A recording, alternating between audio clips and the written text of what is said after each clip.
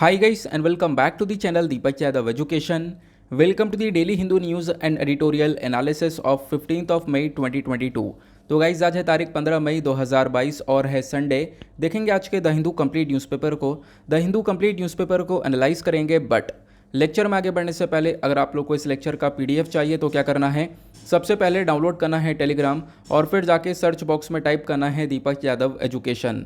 As you can see guys आप लोग को ये वाला चैनल मिल जाएगा, उस पर क्लिक करना और जाकर इस चैनल को ज्वाइन कर लेना।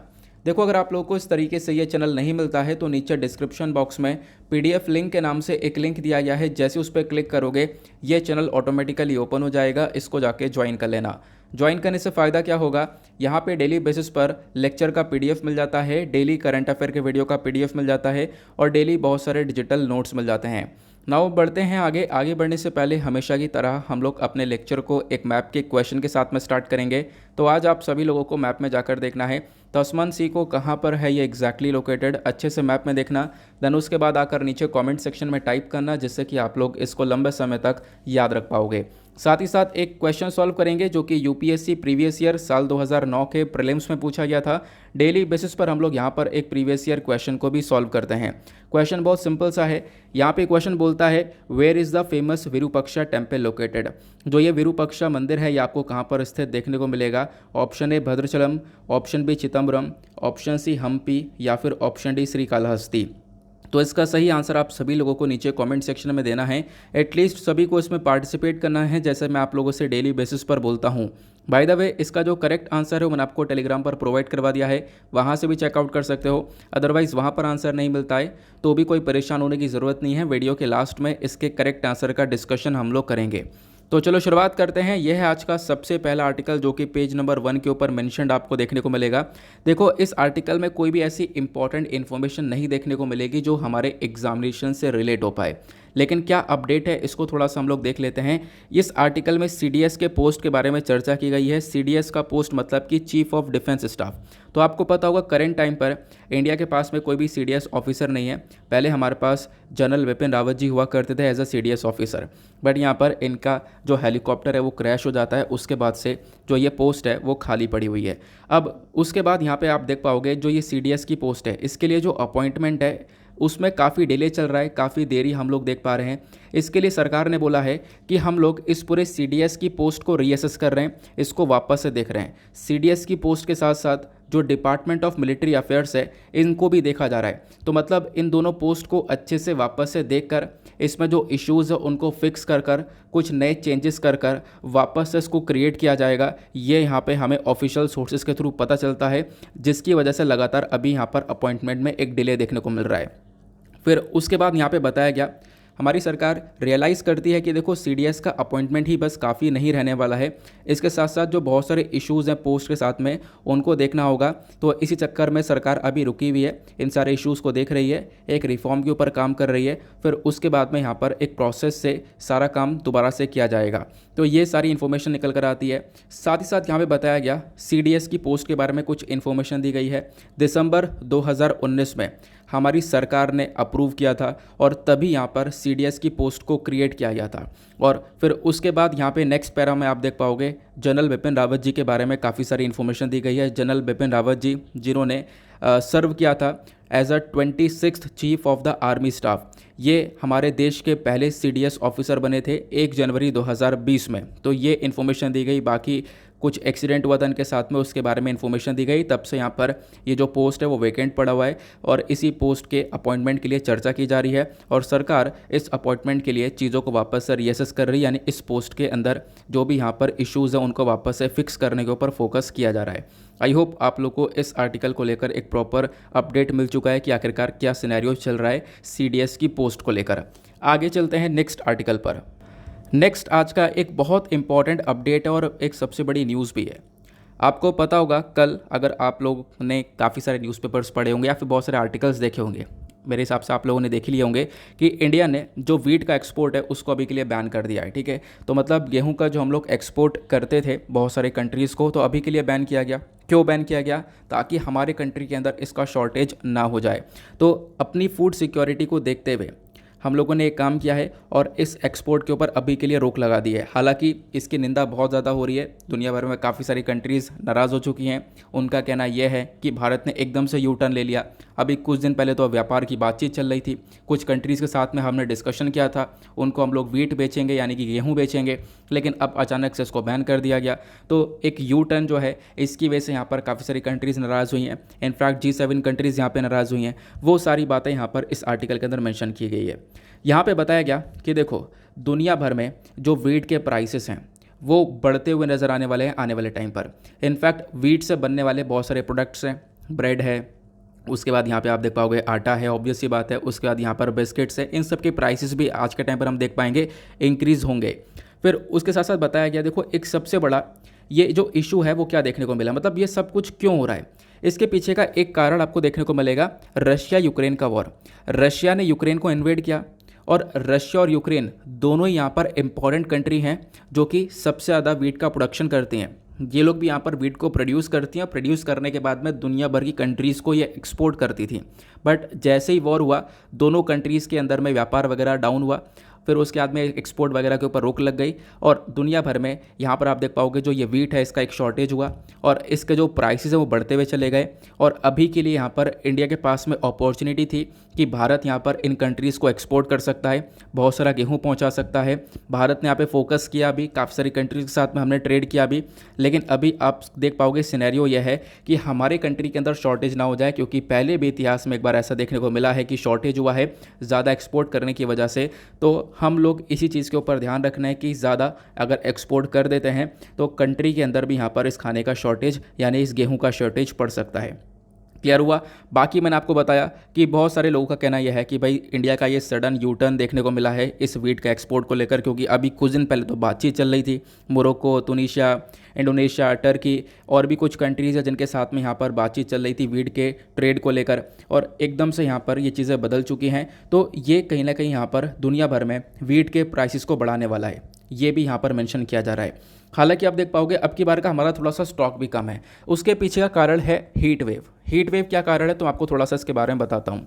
हीट वेव के बारे में पिछले कुछ दिनों काफ़ी सारे आर्टिकल्स आए हुए थे, हमने काफ़ी डिटेल से डिस्कस भी किया हुआ है, आपको याद होगा, लेकिन कोई बात नहीं, आपको मैं एक आइडिया देता हूँ।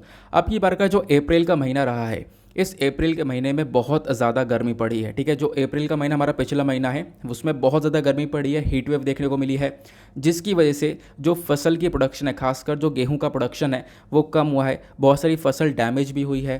तो ये भी कारण आपको देखने को मिल जाएगा कि अब की बार स्टॉक थोड़ा सा कम है। इनफैक्ट जो हमारा फूड कॉरपोरेशन ऑफ इंडिया है जिसके पास में काफ़ी सारा स्टॉक रहता है, उसके पास भी अब की बार स्टॉक कम देखने को मिलेगा। तो सरकार का कहना यह है पहले हम लोग अपना भंडार भर लें, अपना स्टॉक भर लें, क्योंकि सरकार को बहुत सारी स्कीम्स चलानी होती हैं जहाँ पर ये गेहूँ प्रोवाइड करवाना होता है। ठीक है, जो पुअर फैमिलीज हैं उनको यहाँ पर ये सब चीज़ें प्रोवाइड करवानी होती हैं। तो इसके लिए पहले सरकार अपना स्टॉक भर ले, उसके बाद यहाँ पर आगे कुछ देखा जाएगा। तो ये सिनेरियो आज के टाइम पर चल रहा है।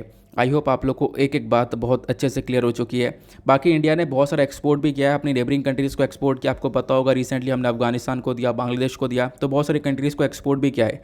बट अभी सिचुएशन को थोड़ा देखते हुए, अपने कंट्री को देखते हुए हम लोगों ने यहाँ पर ये स्टेप उठाया, वो चीज़ आपको यहाँ पर देखने को मिल जाती हैं। आई होप आपको यहाँ पर अच्छे से एक एक बात समझ में आ चुकी है। लेकिन अब इस आर्टिकल को लेकर कुछ इंपॉर्टेंट इन्फॉर्मेशन निकलती है जो कि हमारे एग्ज़ाम में पूछी जा सकती है। सबसे पहली चीज़ यहाँ पर जो ये वीट है इसके बारे में कुछ फैक्ट्स हैं जो कि आपको पता होना चाहिए, पूछे जा सकते हैं। चलो डिस्कस करते हैं। तो ये जो कुछ पॉइंट्स हैं ये आपको जीएस पेपर 1 और जीएस पेपर 3 दोनों में हेल्प कर सकते हैं।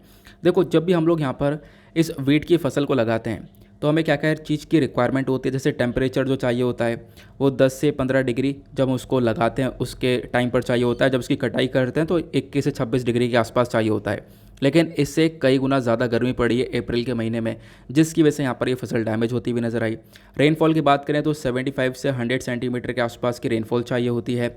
अब ये कौन से सॉइल के लिए बेटर रहेगा तो फर्टाइल लोमी सॉइल के लिए, जो चिकनी मिट्टी है उसके लिए एक बेहतर यहाँ पर देख पाओगे ये जो इस मिट्टी के ऊपर है वो काफ़ी अच्छे से हमारा जो वीट का प्रोडक्शन वो हो पाता है। बाकी इंडिया के जो टॉप प्रोड्यूसिंग स्टेट्स हैं जहाँ पर सबसे ज़्यादा गेहूँ को प्रोड्यूस किया जाता है वो उत्तर प्रदेश, पंजाब, मध्य प्रदेश, हरियाणा, राजस्थान आपको देखने को मिल जाएंगे। इंडिया जो है सेकंड लार्जेस्ट प्रोड्यूसर है चाइना के बाद में। उसके बाद में India second most important cereal crop भी है, सॉरी इंडिया का। इनफैक्ट यहाँ पर दुनिया भर में वीट का कंजम्पशन बहुत ज़्यादा होता है, आप लोग देख पाओगे। साथ ही साथ यहाँ पर बोला गया जो हमारा ग्रीन रिवॉल्यूशन है उसके सक्सेस के पीछे का भी राज यहाँ पर स्पेशली ये वीट ही आपको देखने को मिल जाता है। तो इस वीट के लिए सरकारी इनिशिएटिव्स भी बहुत सारे हैं जहाँ पर हम लोग वीट की कल्टीवेशन के ऊपर पूरी तरह से ध्यान देते हैं। तो ये कुछ चीज़ें हैं जिसके बारे में ध्यान रखना, डायरेक्टली क्वेश्चन बन जाते हैं। अब एक सिंपल सा क्वेश्चन आप लोगों से, वीट कौन सा क्रॉप है, खारी क्रॉप है या फिर राबी क्रॉप है? तो इसका आंसर आप नीचे कमेंट सेक्शन में ज़रूर लिखना। आगे बढ़ते हैं नेक्स्ट आर्टिकल की तरफ, लेकिन उससे पहले अभी तक आपने वीडियो को लाइक नहीं किया है तो फटाफट जो लाइक का बटन है उसको दबाकर आप लोग सपोर्ट कर सकते हो, ठीक है। बाकी आज संडे है, संडे में थोड़े से कम आर्टिकल आते हैं, आपको पता है एडिटोरियल नहीं आते, लेकिन एडिटोरियल से ज़्यादा इंपॉर्टेंट हमारा साइंस एंड टेक का पोर्शन होता है। ज़्यादातर क्वेश्चन साइंस एंड टेक से बन जाते हैं और संडे का साइंस एंड टेक का पेपर कभी कभी बहुत इंपॉर्टेंट आता है, आज भी इंपॉर्टेंट है। प्लस साइंस एंड टेक के बाद वाला जो पेपर है वो भी आज का बहुत ज़बरदस्त है, बहुत इंटरेस्टिंग सा डिस्कशन होने वाला है, बहुत सारी इकोनॉमी सीखोगे, पॉलिटी सीखोगे, बहुत सारी चीज़ें आज यहाँ पर न्यूज़पेपर्स में अवेलेबल है। आगे चलते हैं। अब पहले तो हम लोग संडे के इस FAQ वाले पेपर को एनालाइज करेंगे। ये जो पूरा पेपर है आज बहुत इंपॉर्टेंट है। सबसे पहली चीज़ यहाँ पर ये वाला जो आर्टिकल है इकोनॉमी के पॉइंट ऑफ व्यू से इंपॉर्टेंट है। यहाँ पे बात की गई है कि इंडिया का जो फॉरेन एक्सचेंज रिजर्व है वो क्यों गिर रहा है। प्लस इसी आर्टिकल में मैं आपको बहुत सारी इन्फॉर्मेशन दूंगा। करेंसी डेप्रिसिएशन क्या होता है वो सीखेंगे, इसका रीज़न क्या है वो सीखेंगे, इसका इकोनॉमी के ऊपर क्या इम्पैक्ट पड़ता है वो सीखेंगे।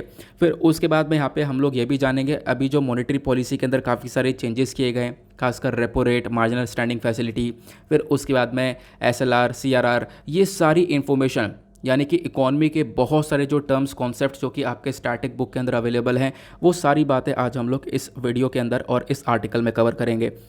फिर उसके बाद में हमारे पास जो अगला आर्टिकल है वो यहाँ पर यह है कॉल ऑफ पोर्ट करके। ये जो कॉल ऑफ पोर्ट है ये बात करता है चिटागोंग पोर्ट के बारे में। अभी बांग्लादेश ने इंडिया को ये पोर्ट दिया है, तो ये जो बंदरगाह है ये भारत की कैसे हेल्प कर सकता है और भारत के साथ साथ ये नेपाल, भूटान और खुद बांग्लादेश की कैसे हेल्प कर सकता है, वो सारी बातें यहाँ पे कवर की गई हैं। बहुत इंटरेस्टिंग वे में इस आर्टिकल को कवर करने वाला है, काफ़ी अच्छे से इस आर्टिकल को लिखा हुआ है। फिर उसके बाद में एक आर्टिकल आपको ये देखने को मिलेगा, यहाँ पे पॉलिटी के बारे में बात करने वाले हैं। यहाँ पे बात की गई है प्रेसिडेंट और गवर्नर के पार्डन पावर्स के बारे में, ठीक है। यहाँ पर अगर किसी को क्षमा करना हो तो उसके लिए प्रेसिडेंट और गवर्नर के पास में क्या क्या पावर्स है वो सारी बातें बताई गई। हमारे संविधान में कौन कौन से आर्टिकल में कहाँ कहाँ पे क्या क्या मैंशनड है वो सब कुछ हम लोग डिटेल से कवर करेंगे, ठीक है। एक इंपॉर्टेंट नोट्स की फॉर्म में मैं आपको सारी चीज़ यहाँ पर प्रोवाइड करवा दूंगा। चलो सबसे पहले हम लोग इकॉनमी से स्टार्ट करते हैं। यहाँ पे इकॉनमी का जो आर्टिकल है ये बात करता है कि भाई हम लोगों ने अभी देखा कि हमारे कंट्री का जो इंडियन करेंसी है उसकी वैल्यू काफ़ी गिर जाती है। देखो होता क्या है, एग्जाम्पल के तौर पर समझते हैं। एक सिचुएशन यह है कि $1 इज इक्वल्स टू 70 रुपया है, ठीक है। $1 इज इक्वल्स टू 70 रुपीज़ है। दूसरी सिचुएशन क्या है, $1 इज इक्वल्स टू 77 है, जो कि आज के टाइम पर देखने को मिला है 77.63 तक पहुंच चुका है। तो बताओ कौन सा यहाँ पर सही है? तो ऑब्वियस ही बात है जो सही वाला आपको ये वाला देखने को मिलेगा। कहोगे ऐसा क्यों? ऐसा इसलिए कि देखो अगर आप लोग यहाँ पर $1 खरीदते हो तो आपके लिए 70 रुपये चाहिए। आप 70 रुपये ले जाकर $1 खरीद सकते हो, लेकिन यहीं पर सिमिलर कंडीशन में फिर से अगर $1 खरीदना है तो आपको 77 रुपये देने होंगे। 77 रुपये देकर आप $1 खरीद पाओगे। तो यहाँ पर क्या हो गया, दूसरे वाले केस में हमारी करेंसी की जो वैल्यू है वो काफ़ी गिर चुकी है, करेंसी की वैल्यू डाउन हो चुकी है। इसी को हम लोग करेंसी डेप्रिसिएशन बोलते हैं। चलो इसको थोड़ा सा और डिटेल से एनालाइज करते हैं। तो सबसे पहली चीज़ यहाँ पर हुआ क्या है, मैंने आपको बताया कि भाई देखो आज के टाइम पर इंडियन रूपी है वो काफ़ी डाउन हो चुका है। इंडियन रूपी के अंदर एक बहुत बड़ी गिरावट देखने को मिली है। डॉलर के अगेंस्ट में इंडियन रूपी 77.44 तक पहुँच गया था। तो करेंसी डेप्रिसिएशन इसी को बोलते हैं। करेंसी डेप्रिसिएशन की अब कुछ डेफिनेशन हो, कैसे लिखना है कैसे नहीं लिखना। तो सबसे पहली चीज़ देखो, रूपी डेप्रिसिएशन मीन्स ये होता है rupee has become less valuable with respect to the dollar. तो रूपी की वैल्यू कम हो जाती है डॉलर के कंपैरिजन में, इसी को हम लोग करेंसी डेप्रिसिएशन बोलते हैं। फिर एग्जाम्पल कोट कर सकते हो। एग्जाम्पल ये दे दिया गया कि मान लो एक केस है जहाँ पर $1 70 रुपये का है, दूसरा केस $1 77 रुपये का है। तो यहाँ पर आप देख पाओगे इसका मतलब यह है दूसरे वाले केस में आपको थोड़ा सा ज़्यादा पैसा खर्च करना होगा $1 को खरीदने के लिए, और इसी का मतलब यहाँ पर यह हो गया कि हमारे करेंसी की वैल्यू थोड़ी सी डाउन हो चुकी है। अब एक और इम्पॉर्टेंट क्वेश्चन आता है, ये जो डेप्रिसिएशन देखने को मिलता है, इस डेप्रिसिएशन का इम्पैक्ट क्या पड़ सकता है। देखो डेप्रिसिएशन का जो इम्पैक्ट है वो डबल एज स्वॉर्ड देखने को मिलता है। डबल एज स्वॉर्ड मतलब दो धारी तलवार। दो धारी तलवार मतलब इसका एक पॉजिटिव इम्पैक्ट भी है और नेगेटिव इम्पैक्ट भी है। वो कैसे, चलो इसको एनालाइज करते हैं। पहले हम लोग डिस्कस करते हैं पॉजिटिव इम्पैक्ट को। देखो पॉजिटिव इम्पैक्ट ये होगा कि जब जब हमारी करेंसी की वैल्यू डाउन होगी या फिर हमारी करेंसी की वैल्यू गिर जाएगी तो हमारा एक्सपोर्ट बढ़ जाएगा। अब आप कहोगे ऐसे कैसे, तो इसको थोड़ा समझते हैं। एक केस वापस से लेते हैं। मान लो यहाँ पर ये फर्स्ट केस है और ये सेकंड केस है। यहाँ पर अगेन जो $1 है इज इक्वल्स टू 70 रुपीज़ है और यहाँ पर जो है $1 जो है इज इक्वल्स टू 77 है। अब एक एक करके केस को लेते हैं। मान लो पहले वाले केस में क्या हुआ, यहाँ पर इंडिया हुआ। अब पहले वाले केस में होता क्या है कि कोई इंडिया आया और इंडिया आके $1 खर्च करके 70 रुपये का सामान को ले गया। अब इसी केस को आप दूसरे वाले केस से रिलेट कर पाओगे। दूसरे वाले केस में क्या हुआ, वही व्यक्ति सेम आया और बिल्कुल सेम $1 लेकर आया, $1 लेकर आया और $1 के बदले में 77 रुपये का सामान ले गया। तो जो एक्सपोर्ट है वो यहाँ पर बढ़ जाता है। ठीक है, तो आप लोग देख पाओगे इसका पॉजिटिव इम्पैक्ट, एक्सपोर्ट बढ़ता हुआ नजर आएगा। यानी कि कम पैसे में उसको ज़्यादा सामान मिल रहा है तो वो यहाँ पर थोड़ा सा ज़्यादा सामान लेकर जाता है, तो एक्सपोर्ट इंक्रीज़ हो जाता है। बाकी इसमें यहाँ पर एक नेगेटिव इम्पैक्ट भी हम लोग देख पाते हैं। अब नेगेटिव इम्पैक्ट में हम लोग देख पाएंगे कि जो इम्पोर्ट है हमारे देश का, वो इम्पोर्ट भी इंक्रीज़ होता है। और आपको पता है कि जो इंडिया है, इंडिया यहाँ पर इम्पोर्ट ज़्यादा करता है। आपको पता होगा बहुत सारी चीज़ें हम लोग दुनिया में सबसे ज़्यादा इंपोर्ट करते हैं। ऑयल को इंपोर्ट करते हैं और खाने वाला जो तेल है उसको भी इंपोर्ट करते हैं। और ऑब्वियस सी बात है, अब सामान इंपोर्ट कर रहे हैं तो हम लोग को पैसा चुकाना है, उस कंट्री को वो पेमेंट करना है। तो अगेन वही केस लेते हैं, केस 1 और केस 2। मान लो यहाँ पर एक व्यक्ति, अब यहाँ पर से हमने सामान लिया, बाहर से हम लोगों ने सामान लिया। अब सामान लिया तो पहले हम लोग $1 आप कह सकते हो कि बदले में हम लोग 70 रुपये पे कर रहे थे। लेकिन अब क्या हो गया, अगर हम लोगों ने सामान खरीदा तो $1 की अगर हमने सामान खरीदा है तो उसके बदले में हम लोग को 77 रुपये पे करने पड़े। तो यहाँ पे थोड़ा सा ज़्यादा पैसा देना पड़ रहा है। तो हमारे देश से ज़्यादा करेंसी जा रही है और ज़्यादा पैसा देकर सामान को खरीदेंगे तो कंट्री के अंदर भी उसको महंगा बेचा जाएगा। तो जो इन्फ्लेशन है, इम्पोर्टेड इन्फ्लेशन, वो भी यहाँ पर बढ़ता हुआ नज़र आएगा। क्लियर हुआ। तो ये यहाँ पर डेप्रिसिएशन का पॉजिटिव और नेगेटिव इम्पैक्ट यहाँ पर पड़ता हुआ नज़र आता है। अब डेप्रिसिएशन के बाद एक और टर्म आता है एप्रिसिएशन। देखो डेप्रिसिएशन का ही उल्टा कर दो, वो एप्रिसिएशन बन जाता है। डेप्रिसिएशन में क्या होता है कि हमारी करेंसी की वैल्यू डाउन हो जाती है और एप्रिसिएशन में करेंसी की वैल्यू बढ़ जाती है। मतलब डॉलर के मुकाबले जो इंडियन करेंसी है वो मजबूत हो जाती है। बस यहाँ पर ये छोटा सा टर्म आपको देखने को मिलता है। फिर अब उसके बाद यहाँ पर एक क्वेश्चन आता है कि जो आज के टाइम पर करेंसी डेप्रिसिएशन देखने को मिला है, इसके पीछे के क्या क्या कारण हैं। सर सबसे पहला कारण आपको देखने को मिलेगा कि अमेरिका का जो डॉलर है ना, वो खुद यहाँ पे मजबूत हो चुका है। ऐसा कैसे, तो हमने देखा कि रशिया यूक्रेन के बीच में वॉर चली और रशिया यूक्रेन के बीच में जो ये वॉर चली है, इसके बाद में अमेरिका ने प्लस यूरोपियन यूनियन की कुछ कंट्रीज़ ने मिलकर काफ़ी सारे सेंक्शंस रशिया के ऊपर लगा दिए, जिससे कि यहाँ पर आप देख पाओगे पूरी तरह से व्यापार वगैरह कट चुका है। रशिया बहुत कुछ एक्सपोर्ट करता था दुनिया भर में, वो यहाँ पर काम नहीं कर पा रहा है। दुनिया भर की बहुत सारी कंट्रीज़ रशिया से बहुत कुछ खरीदा करती थी, वो नहीं व्यापार कर पा रही हैं। ठीक है, तो हुआ क्या, इसके लिए जो कंट्रीज़ है वो यहाँ पर अमेरिका की तरफ मुड़ गई। अमेरिका का जो डॉलर है इसी बीच में वो स्ट्रॉन्ग होता हुआ चला गया। तो पहला कारण तो ये हो गया। दूसरा कारण क्या है सर, दूसरा कारण है आउटफ्लो ऑफ डॉलर। इसका मतलब क्या है कि जो हमारे कंट्री का डॉलर है वो, मतलब हमारी कंट्री का डॉलर नहीं, मतलब कि देखो बाहर का बहुत सारा इन्वेस्टमेंट होता है हमारे कंट्री में। अब लोगों ने इन्वेस्टमेंट कर रखा था, लोगों ने पैसा निकालना चालू कर दिया। क्यों, लोगों के दिमाग में यह है कि देखो इतना सारा बवाल हो रहा है, ये वॉर चल रहा है, उसके बाद में भी भारत जो है रशिया के साथ में ट्रेड कर रहा है, हम लोग यहाँ पर ऑयल को परचेज़ कर रहे हैं, बहुत सारा व्यापार वगैरह चल रहा है। तो लोगों को डर है कहीं इंडिया के ऊपर सैंक्शन लग जाए। अगर इंडिया के ऊपर सैंक्शन लग जाते हैं तो यहाँ पर हमारा पैसा वहाँ पर भी डूबता हुआ नजर आएगा। तो लोगों ने क्या किया, यहाँ से पैसा निकालना स्टार्ट कर दिया और ज़्यादा से ज़्यादा पैसा निकल रहा है। तो मार्केट के अंदर एक अनस्टेबिलिटी सी क्रिएट हो रही है। ठीक है, तो मार्केट हमारा यहाँ पर अभी इंस्टेबल सा देखने को मिल रहा है। तो ये एक दूसरा सिचुएशन है जिसकी वजह से जो हमारी करेंसी है वो काफ़ी डाउन हो चुकी है। अब यहीं पर एक और कॉन्सेप्ट ऐड कर सकते हो। देखो हो क्या रहा है, मार्केट इनस्टेबल हो चुका है, मार्केट से पैसा निकल रहा है। अब उस मार्केट को संभालने के लिए क्या करना पड़ रहा है, हमारी सरकार को जो फॉरेक्स रिजर्व है जो यहाँ पर विदेशी मुद्रा रखी जाती है, हर एक कंट्री अपना रिजर्व बना के रखती है। तो जैसे इंडिया ने के पास भी जो फॉरेक्स रिजर्व है उसमें से भी पैसा निकाल कर मार्केट में डाला जा रहा है, और इसकी वजह से दूसरा कंसर्न यह है कि हमारा फॉरेक्स रिजर्व भी नीचे हो रहा है। तो ये यहाँ पर आपको सब कुछ देखने को मिलेगा। फिर उसके बाद में एक और कॉन्सेप्ट आता है, ये तो हम लोगों ने देख लिया पहला कारण, दूसरा कारण। अब तीसरा कारण यह है, मॉनेटरी पॉलिसी को काफ़ी हद तक टाइटन कर दिया गया है। मतलब अभी रिजर्व बैंक ऑफ इंडिया के थ्रू से काफ़ी सारे स्टेप्स उठाए जा रहे हैं जहाँ पे मॉनेटरी पॉलिसी के ऊपर थोड़ा सा और ज़्यादा हाथ को कसा जा रहा है। इसका मतलब यह है कि अभी देखो इन्फ्लेशन वगैरह देश में बहुत ज़्यादा है, महंगाई काफ़ी ज़्यादा देखने को मिल रही थी। इनफैक्ट जो लिमिट है महंगाई की वो क्रॉस हो चुकी है, हमारी जो 4+-2 की लिमिट होती है वो क्रॉस हो चुकी है, 7% के आसपास का यहाँ पर देखने को मिला है। तो अब क्या है, इस इन्फ्लेशन को टैकल करने के लिए आरबीआई ने रेपो रेट को बढ़ा दिया था, याद होगा अभी कुछ दिन पहले की बात है। रेपो रेट को इंक्रीज़ कर दिया, सीआरआर को इंक्रीज़ कर दिया। तो ये जो मॉनेटरी पॉलिसी है इसको काफ़ी टाइटन कर दिया गया है, जिसकी वजह से भी हम लोग देख पा रहे हैं कि जो डेप्रिसिएशन है वो कंट्री के अंदर क्रिएट हुआ है। बाकी एक क्वेश्चन और आएगा दिमाग में, जो ये डेप्रिसिएशन है इसका इकोनॉमी के ऊपर इम्पैक्ट क्या होगा, क्योंकि अभी हमने डिस्कस किया डेप्रिसिएशन क्या होता है, फिर इसके क्या क्या कारण हैं, अब इसका इकोनॉमी के ऊपर क्या इम्पैक्ट पड़ेगा। सबसे पहला इम्पैक्ट मैं आपके साथ ऑलरेडी शेयर कर चुका हूँ।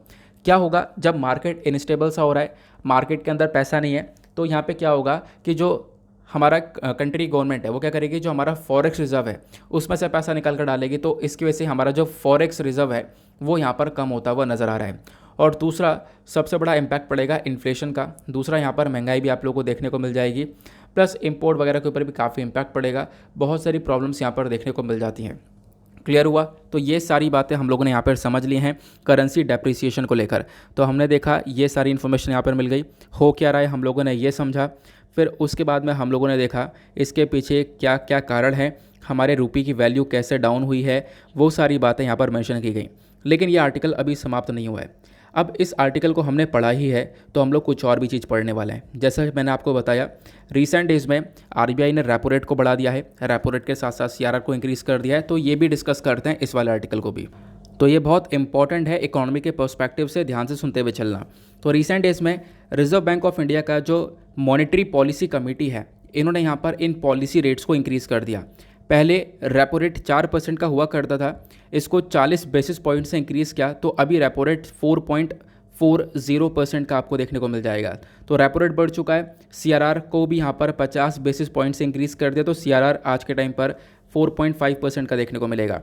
यहाँ पे आप देख पाओगे लगभग साल 2020 में ये रेपो रेट के अंदर एक बदलाव किया गया था, और मई 2020 से अभी तक कोई भी रेपो रेट के अंदर चेंजेस नहीं किए गए थे। अब काफ़ी लंबे समय बाद रेपो रेट को बढ़ा दिया गया।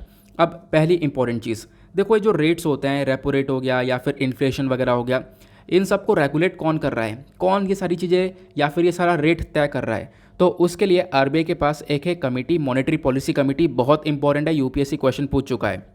मॉनेटरी पॉलिसी कमेटी के बारे में चर्चा करें तो reserve Bank of India act 1934 के अकॉर्डिंग यहाँ पर इसको लेकर आए थे। इसका मेजर काम है प्राइस स्टेबिलिटी को मेंटेन करना, और यहाँ पे हमेशा एक चीज़ ध्यान में रखना, वो है ग्रोथ के ऊपर काम करने के लिए ये बॉडी काम करती है। और इस बॉडी के जो चेयरमैन होते हैं या फिर इस कमेटी के जो चेयरमैन होते हैं वो हमारे गवर्नर ऑफ आरबीआई होते हैं, ये आप ध्यान रख सकते हो। बाकी ये जो मॉनेटरी पॉलिसी कमेटी है इसका मेजर काम है रेपो रेट को रेगुलेट करना, इन्फ्लेशन का जो टारगेट होता है उसको रेगुलेट करना। आपको पता होगा इन्फ्लेशन जो है जैसे कि 4+-2 का टारगेट रहता है हमारा, यानी जो महंगाई है वो कम से कम 2% हो और ज़्यादा से ज़्यादा 6% हो, 6% से ज़्यादा ना हो और 2% से कम ना हो, ये हमारा यहाँ पर टारगेट रहता है ना। तो यहाँ पर इन टारगेट को इसके बीच में हम लोग चलते रहें, वो यहाँ पर मेजर काम है। या फिर इसके अंदर अगर कोई चेंज करना है तो हमारे मॉनेटरी पॉलिसी कमेटी ही करती है। क्लियर हुआ? बाकी मॉनेटरी पॉलिसी कमेटी का काम मैंने आपको बता दिया। और इसके अंदर कितने मेंबर्स होते हैं, इस कमेटी में 6 मेंबर होते हैं।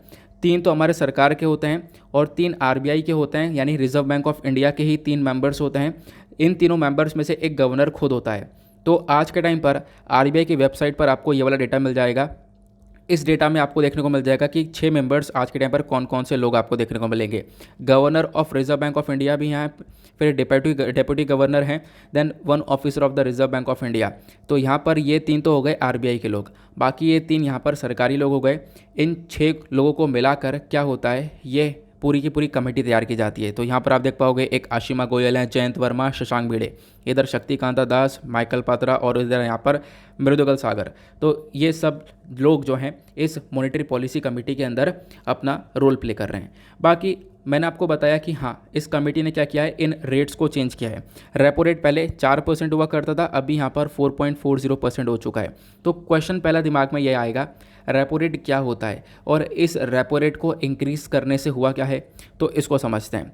देखो, रेपो रेट पहले समझते हैं। और सबसे इंपॉर्टेंट बात आपको पता है कि जब हम लोग रिजर्व बैंक ऑफ इंडिया की बात करते हैं, ये बैंकर्स ऑफ द बैंक है, सभी बैंक को रेगुलेट करने का काम करता है। रिजर्व बैंक ऑफ इंडिया का एक और काम है, जो इन्फ्लेशन होता है, जो महंगाई होती है, उसको रेगुलेट करने का काम भी करता है रिजर्व बैंक ऑफ इंडिया। तो आप लोग इसके बारे में ज़रूर ध्यान रख सकते हो। अब महंगाई को रेगुलेट करने का काम है। आज के टाइम पर महंगाई बहुत ज़्यादा है, तो इस रेपो रेट के अंदर बदलाव करके इस महंगाई को कंट्रोल किया जा सकता है, जो कि अभी आरबीआई ने किया। वो कैसे किया जा सकता है, इसको थोड़ा सा हमें समझना है। यहाँ पे आप देख पाओगे, रेपो रेट को पहले हम लोग समझते हैं, हेडिंग डालते हैं रेपो रेट। सबसे पहली चीज़ एग्जाम्पल लेते हैं। इधर देखो, एक हो गया हमारा कमर्शियल बैंक, सब सॉरी यहाँ पर सेंट्रल बैंक एग्जाम्पल लेते हैं। ये सेंट्रल बैंक हो गया। सेंट्रल बैंक में हमारा कौन सा एकलौता बैंक है, रिजर्व बैंक ऑफ इंडिया, ये हमारा सेंट्रल बैंक है। बाकी होते हैं हमारे कमर्शियल बैंक्स। कमर्शियल बैंक्स में आपको पता है, इधर एसबीआई, एचडीएफसी, सारे बैंक्स जो हैं वो कमर्शियल बैंक्स हैं। अब दोनों सीबीसीबी हो जाएगा, इसी चक्कर में एसबीआई और आरबीआई के थ्रू हम लोग एक एग्जाम्पल को लेते हैं।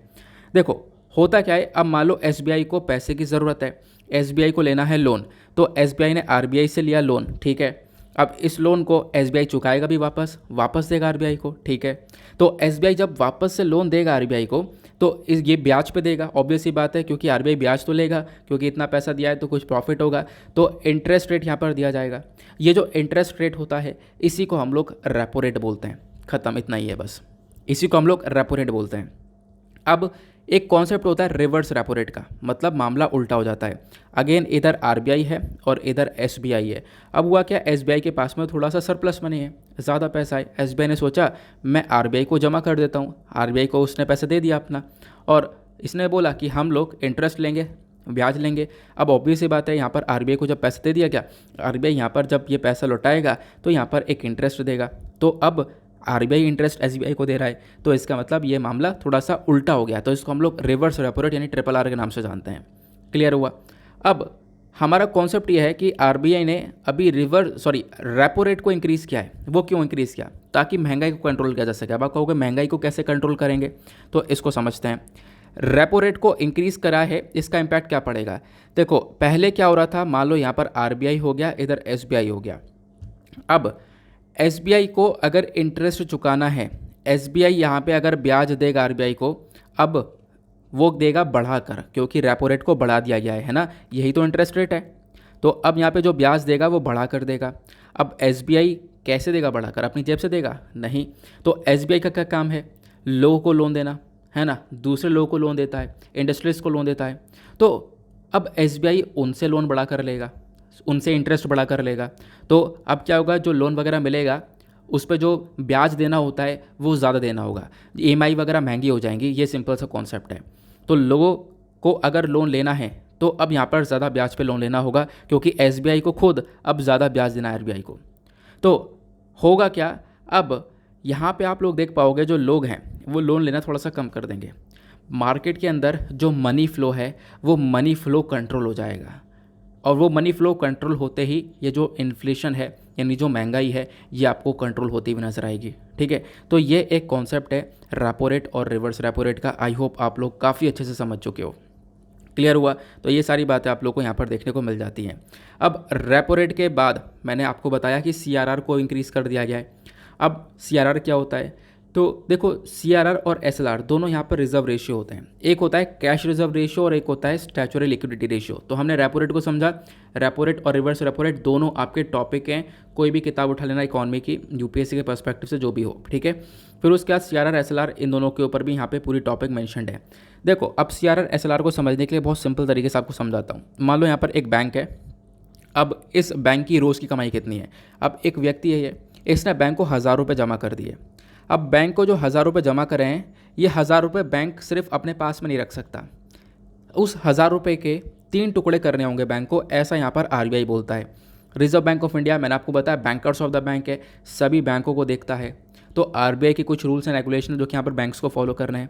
आरबीआई ने बोला है कि भाई अगर आप लोग बैंक खोले हो तो आपको सीआरआर और एसएलआर दो चीज़ें मेंटेन करनी है, कैश रिजर्व रेशियो और स्टैचुटरी लिक्विडिटी रेशियो, ये तो जो चीज़ें मेंटेन करनी होगी। बैंक ने बोला ठीक है मेंटेन कर लेंगे। अब इसका अलग से परसेंटेज डिसाइड किया जाता है। अगर हम लोग यहाँ पर एग्जाम्पल की तरह समझें, क्योंकि अभी सीआरआर को कितना बढ़ाया गया है मैंने अभी आपको स्टार्टिंग बता दिया, लेकिन यहाँ पर एज अ एग्जाम्पल इस्तेमाल किया गया है कि मान लो जो सीआरआर है वो 6% है और एसएलआर यहाँ पर 20% है। तो मान लो बैंक के पास आज आया 1000 रुपया, बैंक के पास डिपॉजिट कर दिया गया 1000 रुपया, तो 1000 रुपया का 6% तो कहाँ पे, मैंने आपको बताया सीआरआर 6% है, तो 1000 रुपये का 6% यानी 60 रुपये सीआरआर में जमा कर देगा, और 1000 रुपये का 20%, क्योंकि एसएलआर का रेट 20% है, तो 1000 रुपये का जो 20% यानी 200 रुपये एसएलआर में डाल देगा। और जो सीआरआर और एसएलआर है ये बिल्कुल अलग रखना होगा, तो 1000 रुपये में से ये 260 रुपये तो निकल गए, बाकी बचे 740 रुपये। तो इन 740 रुपये का तो बैंक इस्तेमाल कर सकता है, लेकिन इन 260 रुपये को अलग से हटा के रख देना है, इसका इस्तेमाल ये बिल्कुल नहीं करेगा।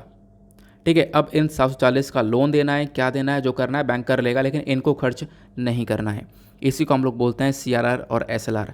आई होप आप लोगों ने यहाँ पर इसको भी काफ़ी अच्छे से समझ लिया है। अब एक और क्वेश्चन आता है कि sir reserve Bank of India ने अभी जो रेपो रेट और सीआरआर है इसको क्यों बढ़ा दिया। सबसे पहला इसका आंसर है इन्फ्लेशन, महंगाई काफ़ी ज़्यादा बढ़ चुकी थी।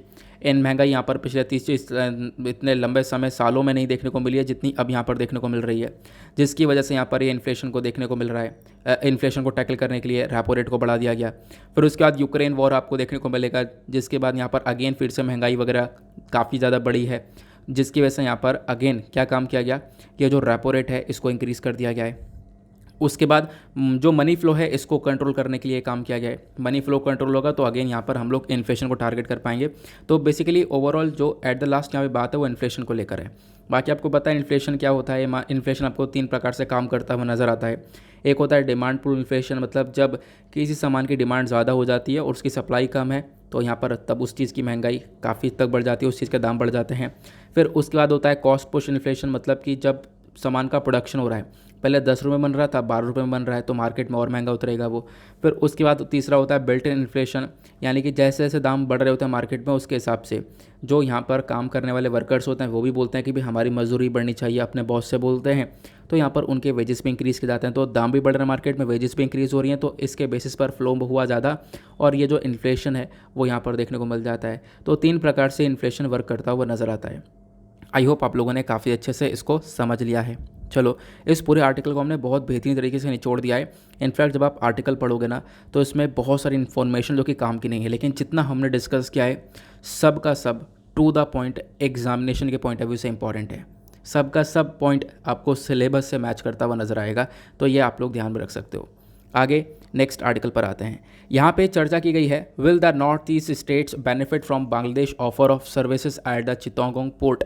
तो क्या जो बांग्लादेश ने हमें चित्तौंगोंग पोर्ट दिया है, ऑफ़र किया है, इससे हमें फ़ायदा होगा या नहीं होगा, इसको थोड़ा सा एनालाइज करते हैं। चलो, इसके लिए भी कुछ यहाँ पे पिक्चर्स वगैरह लेकर आया हूँ। तो यहाँ पर बांग्लादेश ने ऑफ़र कर दिया है एक चित्तौंगोंग पोर्ट, एक बंदरगाह है। तो बांग्लादेश ने बोला भाई इंडिया तुम ले लो इसे, ठीक है, इंडिया इसको यूज़ कर सकता है। अब बांग्लादेश ने इसलिए बोला कि अगर इंडिया इसको यूज़ करेगा तो इससे न केवल इंडिया को, बांग्लादेश को भी और नेपाल को भी और भूटान को भी, इन चारों देशों को काफ़ी फ़ायदा होगा। तो यहाँ पे आप देख पाओगे इसको लेकर एक आर्टिकल पब्लिश हुआ, एक मेजर डेवलपमेंट हुआ और इसके बेसिस पर इंडिया और बांग्लादेश के जो रिलेशंस है और ज़्यादा मजबूत हुए हैं। और जो चित्तौंगोंग पोर्ट है जब इसने ऑफ़र किया बांग्लादेश ने, उसके बाद से रिलेशन और ज़्यादा मजबूत हो चुके हैं। और ये सब काम कब हुआ, तो ये पिछले महीने की बात है।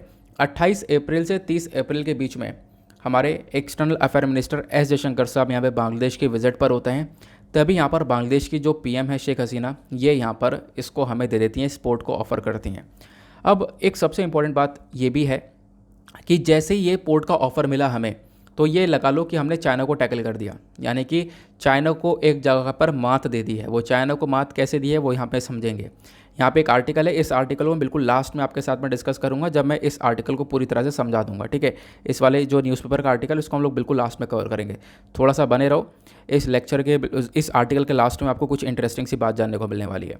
पहले हम लोग इस पोर्ट के बारे में कुछ इन्फॉर्मेशन को कवर करते हैं जो कि एग्जाम में पूछा जाएगा। जैसे चित्तागोंग और चट्टग्राम पोर्ट, ये दोनों एक ही नाम है इस पोर्ट का। ये एक मेजर बंदरगाह देखने को मिलेगा बांग्लादेश का। ये कहाँ पे लोकेटेड है, तो ये एक शहर है चित्तागोंग, वहीं पर लोकेटेड है, इसी के नाम पे इसका नाम रखा गया है चित्तागोंग पोर्ट। और इस पोर्ट के पास में आपको कर्णाफुली नदी भी देखने को मिल जाती है। फिर उसके बाद बताया गया ये जो पोर्ट है, यहाँ से बांग्लादेश का 80% जो एक्सपोर्ट इंपोर्ट होता है, 80% का जो व्यापार होता है बांग्लादेश का, वो इसी बंदरगाह से होता है। तो इसी को ऑफ़र किया गया। और इस ट्रेड अगर हम लोग देखें तो इस पोर्ट का जो यूज़ है, ये अगर इंडिया करता है तो इंडिया के साथ साथ नेपाल, भूटान, बांग्लादेश को बहुत ज़्यादा फ़ायदा होने वाला है। इनफैक्ट लॉयड की रिपोर्ट ये बोलती है, ये जो चित्तागोंग पोर्ट है ये दुनिया का 58 बिजिएस्ट कंटेनर पोर्ट है। ठीक है, तो 2019 का डेटा है, 2019 में ये वाला पोर्ट 58वां दुनिया का सबसे बिजिएस्ट पोर्ट है। तो आप समझ सकते हो कि इस पोर्ट से रोज़ाना बहुत सारा व्यापार हो रहा है। दुनिया भर में यहाँ पर जो सामान है इंपोर्ट एक्सपोर्ट हो रहा है वो इस पोर्ट से भी काफ़ी ज़्यादा देखने को मिलता है। तो चित्तागोंग पोर्ट अपने आप में ही काफ़ी इंपॉर्टेंट बन जाता है। चित्तागोंग पोर्ट आज के टाइम पर पूरी तरह से डेवलप है, पूरी तरह से तैयार है, मॉडर्नाइज है। इसके अंदर चाइना का बहुत बड़ा इन्वेस्टमेंट है, चाइना की बहुत बड़ी मदद यहाँ पर दी गई है बांग्लादेश को। लेकिन बांग्लादेश ने यहाँ पर चाइना को यहाँ से बाहर निकाल दिया, जिसकी वजह से यहाँ पर इंडिया की जीत हुई है। अब इस पोर्ट की थोड़ी सी हम लोकेशन देखते हैं। जब हम लोग बात करते हैं बांग्लादेश की, तो आपको इधर इंडिया का मैप देखने को मिलेगा, तो ये हमारा महान भारत हुआ। फिर उसके बाद इधर यहाँ पे बांग्लादेश जो है यहाँ अंदर देखने को मिलेगा ग्रीन कलर का, जहाँ जहाँ पे मैं डॉट बना रहा हूँ। अब यही बांग्लादेश है। तो इस मैप को थोड़ा सा जूम करके देखें तो आपको कुछ इस प्रकार से नज़र आएगा। एक सेकेंड जूम कर देता हूँ मैं यहाँ पर।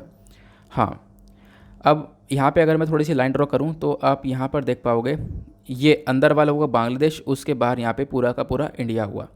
अब बांग्लादेश की कैपिटल ढाका हो गया, और यहाँ पर नीचे आप देख पा रहे होंगे ये है चित्तागोंग। यहीं पर आपको ये चित्तागोंग पोर्ट देखने को मिल जाता है। ठीक है, तो आई होप आप लोग को यहाँ पर आपने ये पोर्ट तो देख लिया अच्छे से। ये रहा चित्तागोंग पोर्ट, इसी को ऑफ़र किया गया इंडिया को, कि यही वाला इंडिया को दिया गया है। आगे एक और मैप दिखाता हूँ मैं आपको। तो अगेन यहाँ पे आप देख पाओगे ये रहा चित्तागोंग पोर्ट बांग्लादेश का, बाकी ये सब ऊपर इंडिया के नॉर्थ ईस्टर्न स्टेट हैं। तो अब इसी मैप से हम लोग समझते हैं कि भारत को आखिरकार क्या फ़ायदा हो सकता है। तो आप लोग एक तरीके से खुद भी देखो कि मान लो ये इंडिया का पूरा नॉर्थ ईस्टर्न स्टेट का हिस्सा देखने को मिल रहा है। भारत को अगर त्रिपुरा में सामान पहुंचाना है तो आज के टाइम पर हम लोग कैसे पहुंचाते हैं? आज के टाइम पर हम लोग सामान यहाँ से कहीं से भी गया, तो मान लो यहाँ से गया, या फिर मान लो वेस्ट बंगाल से सामान गया है कहाँ पे, त्रिपुरा के अंदर में, तो कैसे जाएगा?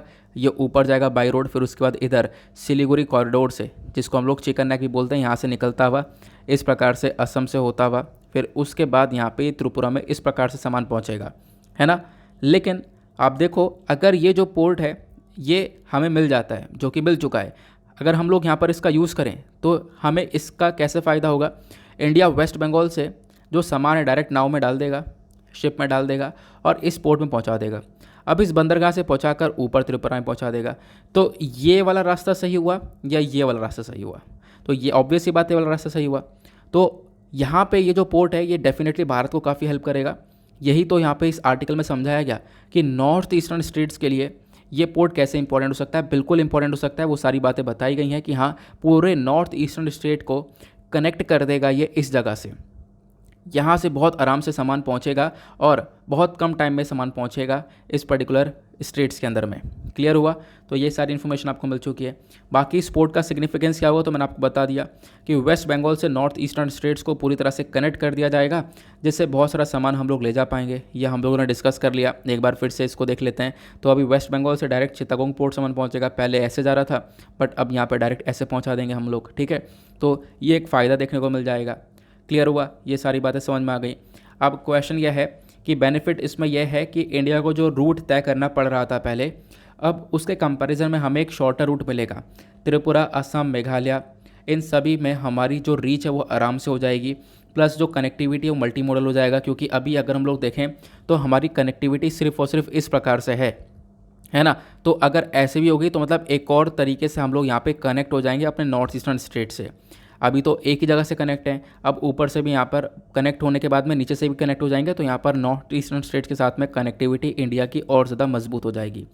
ठीक है, अब ना केवल इतना ही, साथ ही साथ जो भारत की जो कनेक्टिविटी है ना, वो साउथ ईस्ट एशिया और ईस्ट एशिया के साथ में हो जाएगी। इसका मतलब क्या है? इसका मतलब यहाँ पर इसको थोड़ा समझते हैं। यहाँ पे आप देख पाओगे इधर इंडिया हुआ, इधर आपको यहाँ पे बांग्लादेश वगैरह देखने को मिल जाएगा, है ना। यहाँ पर बांग्लादेश हो गया बीच में। हम लोग जैसे ही यहाँ पे कनेक्ट करेंगे, इससे क्या होगा, इससे हम लोग इतने दुनिया भर से कनेक्ट हो जाएंगे। ये हमारा साउथ ईस्टर्न पोर्शन है। साउथ ईस्टर्न पोर्शन क्या होता है, तो मैं आपको थोड़ी सी लोकेशन वाइज चर्चा करता हूँ।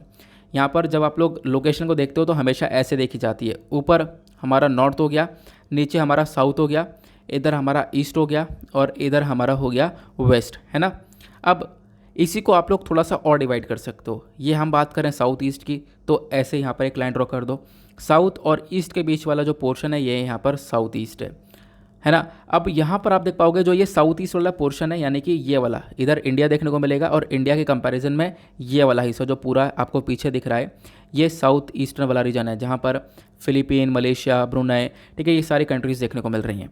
तो ये जो पोर्ट है, इससे हम लोग अपने नॉर्थ ईस्टर्न स्टेट्स के साथ साथ इतनी दुनिया से भी कनेक्ट हो पाएंगे। ना केवल इतनी दुनिया, पूरे के पूरे ईस्टर्न एशिया से कनेक्ट हो पाएंगे, यानी कि पूरे इस हिस्से से यहाँ पर कनेक्टिविटी हमारी बढ़ जाती है। तो ये इस पोर्ट के फ़ायदे आपको देखने को मिल जाते हैं, चिटागोंग पोर्ट के। क्लियर हुआ। बाकी बांग्लादेश को क्या फ़ायदा मिलेगा, तो देखो बांग्लादेश के अंदर जो इन्वेस्टमेंट है वो बढ़ता हुआ नजर आएगा लॉजिस्टिक सेक्टर के अंदर में।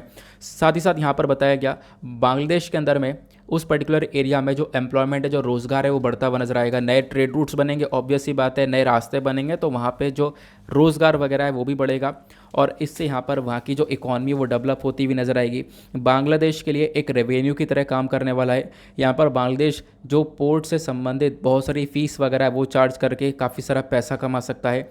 तो और साथ ही साथ यहाँ पर उस पर्टिकुलर पोर्ट के आसपास बहुत सारे जो शहर हैं, कुमिलिया, तामिबिल, हकुरा, तो इन सभी शहरों का एक बहुत बड़ा ट्रांसफॉर्मेशन हो सकता है। इकोनॉमिकली इनको काफ़ी सारा फ़ायदा पहुँच सकता है, ऐसा यहाँ पर बताया जा रहा है।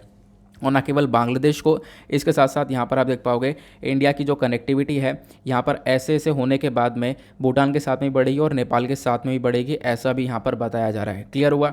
अब आते हैं एक मेजर पॉइंट की तरफ। यहाँ पे आपने बोला था, है ना, आप यही सोच रहे होंगे कि आपने बोला था कि चाइना का भी यहाँ पर एक फैक्टर है। हाँ, चाइना का ये फैक्टर है कि ये जो चिटागोंग पोर्ट है इसके ऊपर इन्वेस्टमेंट वगैरह सब चाइना ने किया और चाइना इस पोर्ट को बांग्लादेश से मांग रहा था। चाइना मांग रहा था कि हमें ये पोर्ट चाहिए, बट बांग्लादेश ने चाइना को ना देकर ये पोर्ट इंडिया को ऑफ़र किया। अब अगर ये जो चाइना को मिल जाता पोर्ट, तो इसकी वजह से जो चाइना की स्ट्रिंग ऑफ पर्ल की स्ट्रैटेजी है वो और ज़्यादा मजबूत हो जाती है।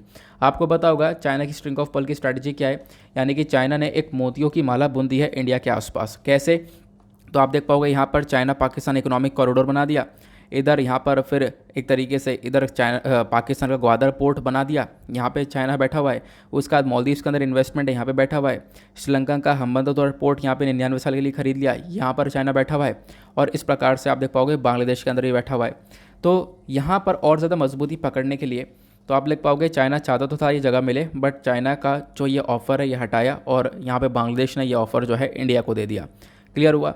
तो आई होप आप लोग यहाँ पर इसको काफ़ी अच्छे से समझ चुके होंगे, जिस वजह से ये आर्टिकल पब्लिश हुए थे कि जैसे ही चिटागोंग पोर्ट का एक्सेस भारत को मिला और इसी के साथ में भारत ने क्या किया, जो चाइना का कॉफिन यानी कि चाइना का जो ताबूत है, स्ट्रिंग ऑफ पर्ल का ताबूत है, उसमें आखिरी कील ठोक दी। यानी कि चाइना का जो स्ट्रिंग ऑफ पर्ल का इनिशिएटिव है इसके अंदर यहाँ पर दरार ले आया ये वाला जो सिस्टम है इसकी वजह से। ठीक है, तो आई होप आप लोग को ये भी समझ में आ चुका है। आगे आते हैं अगले आर्टिकल पर। देन उसके बाद यहाँ पे इस वाले आर्टिकल में पार्डन और रेमिशन के बारे में चर्चा की जा रही है। देखो इस आर्टिकल से जो भी इंपॉर्टेंट पॉइंट्स है वो मैंने सब आपको निकाल कर दे दिए हैं, यहाँ पे आप लोग देख पाओगे। प्रेसिडेंट के पास क्या क्या पावर्स है, पार्डनिंग पावर्स, किसी को क्षमा करने की जो पावर्स हैं, ठीक है, तो क्या क्या होती हैं प्रेसिडेंट और गवर्नर के पास में, वो सारी बातें की जा रही हैं। कॉन्टेक्स्ट क्या है, तो इशू यह है कि भाई देखो एक मुद्दा उठ रहा है कि प्रेसिडेंट को यहाँ पर प्रेसिडेंट के पास में कुछ एक्सक्लूसिव पावर्स हैं कि वो डिसाइड कर सकें किसको क्षमा करना है किसको नहीं करना है। तो इसको लेकर एक यहाँ पर डिस्प्यूट उठाए जिसकी वजह से ये चर्चा में आया। डायरेक्टली मैं आपको पॉइंट के ऊपर लेकर चलता हूँ क्योंकि हमें एग्जाम के पर्सपेक्टिव से चीज़ों को पढ़ना है। तो प्रेसिडेंट के पास में, हमें राष्ट्रपति के पास में काफ़ी सारी पावर्स हैं। अब हम लोग यहाँ पर कवर करने वाले, ध्यान से सुनना, प्रेसिडेंट और गवर्नर की पार्डनिंग पावर्स को। सबसे पहली बात करते हैं हम लोग प्रेसिडेंट के बारे में।